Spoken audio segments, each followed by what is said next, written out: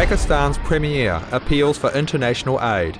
Amidst the devastating losses and displacement of some 20 million people, stagnant floodwaters are now also causing concern for the spread of deadly waterborne diseases such as cholera.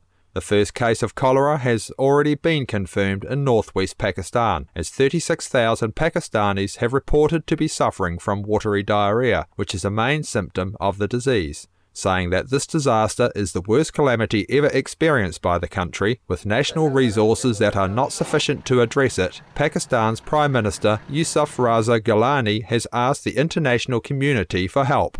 He said, despite all-out efforts by the government, all available aid seems to be inadequate. I would appeal to the world community to extend a helping hand to fight this calamity. Nations around the world have begun responding to the call, including the Iranian Red Crescent Society, or IRCS, which most recently sent a fourth shipment containing 40 tons of food and tents. In total, the IRCS has thus far donated almost 220 tons of humanitarian aid to Pakistan.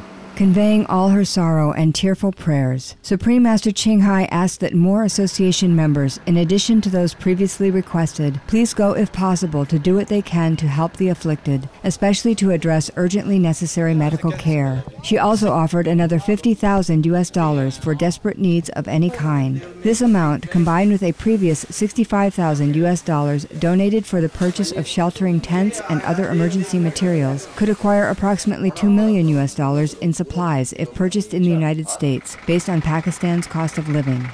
Allah bless Iran and other nations coming to Pakistan's assistance in her time of need, as we also thank Supreme Master Ching Hai for her loving concern. Our prayers for the protection of the Pakistani people and that they receive all the support needed for a smooth recovery to fulfilling lives of prosperity and peace.